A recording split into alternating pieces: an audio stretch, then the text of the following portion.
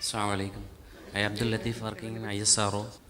Sir, why we Muslims always on the firing end in our current situation or in the history or prehistory, we are always on the firing end. Why it is happen? You mean to say the Muslims are always on the firing line? Yeah. Why is that happening to us? Brother has an important question. Historically, it didn't happen. It started to happen mainly after 1492. Muslims ruled Spain from 911 till 1492. Our downfall in Spain, it came in 1492. And John Louis Esposito, he is a professor of international affairs and Islam in Georgetown University of USA. He wrote a book by the name The Islamic Threat, Myth or Reality. In this book he says, the Jews lived much more peacefully and enjoyed their religious freedom more under the Muslims than they ever enjoyed before that under the Christians. But still we are blamed for all terrorism. The reason is very simple. Allah promised in the Quran. Allah said in Surah Al Imran, Surah number 3, ayat number 139, وَلَا تَهِنُوا وَلَا تَحْزَنُوا أَنْتُمُ الْأَعْلَوْنَ إِن كُنْتُم مُؤْمِنِينَ. Do not feel depressed. Do not feel sad. You shall become the leaders of the people only on the condition that you become a practicing Muslim. If you don't practice Islam, 90% of the Muslims today, they do not know the importance of 5 times Salah. And these people, they want to establish Islam on earth. They can't establish one command of Allah of 5 times Salah on their own body. How will Allah help them to establish Islam on earth?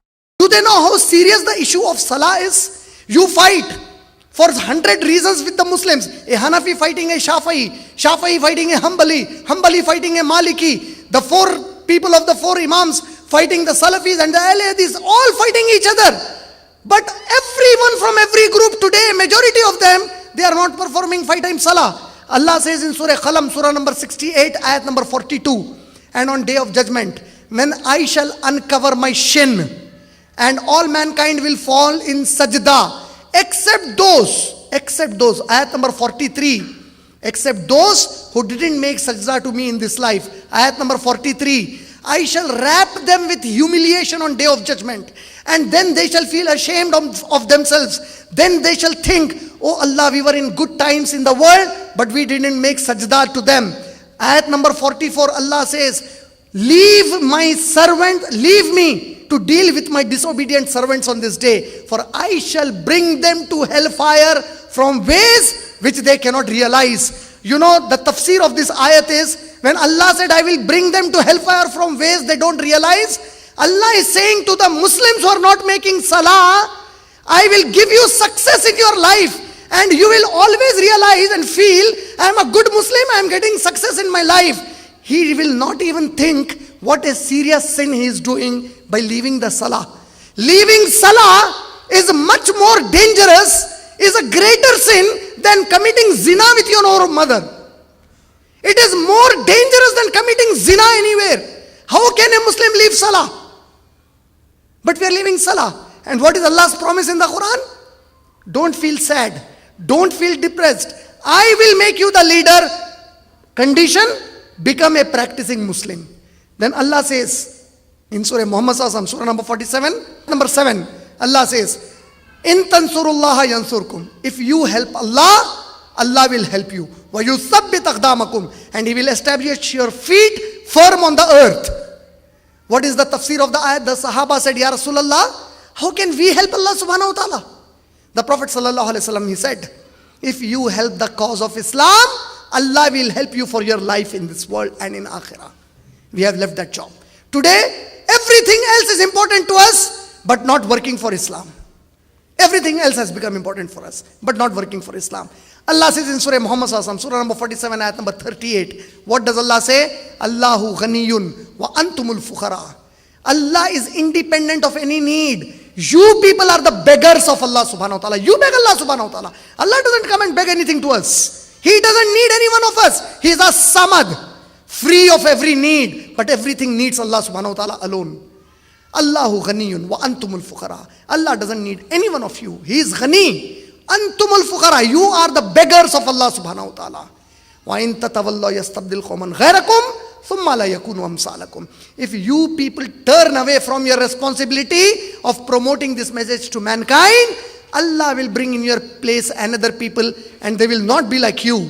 And you know, one of the example of bringing another people is, Allah will make the non-Muslims kill, ethnic cleansing of the Muslims. And those who killed you and me, Allah will turn their heart to Hidayat. And those murderers of you and me, they will become the torchbearers of Islam in the future. It's an opportunity for you and me, brother. Allah doesn't need you and me. It's an opportunity for the sisters living now to work for Islam. This is the time when everywhere you find everybody is attacking Islam. Stand up. Stand up to defend Islam. Allah loves Muslims. Allah loves you and me. We are the people who belong to the ummah of our Nabi Kareem Muhammadur Rasulullah sallallahu alaihi wasallam. How can you face Allah's messenger on day of judgment when Allah will say these were the people who adopted a lifestyle and lived and loved to live the lifestyle of those people who were against Islam. Stand up in the best capacities that you have. Try to support this cause. You know, brother Syed Salim, he was the person who came in contact with me to invite me here. One statement that he gave me while picking me from the airport and getting me to the hotel, you know, one statement, I will never forget that, inshallah. He told me one beautiful thing. This is how a message a Muslim should carry. He came to Hyderabad. He said, I watched your videos. Brother Imran, I felt, if I can't be a speaker like you to give these talks, at least I can be a supporting force to get you here and let people understand what is Islam. Support the best manner. I am not saying support me always. I am saying support Allah's cause in the best manner. Do not be divisive. Do not divide yourself amongst each other. Do not hate another Muslim brother of yours. If he has said La ilaha illallah Muhammad Rasulullah, yes, there can be misunderstandings. There can be a misinterpretation of certain sections of the Quran and Hadith. But if he is a Sunni Muslim, he is our brother and she is our sister. Love them as you love your own brother and sister. And then all of you together strive for the cause of Allah subhanahu wa ta'ala, and you see how the things will change, how the history will again be rewritten with you becoming the leader of the time. I hope I answered that question. Inshallah.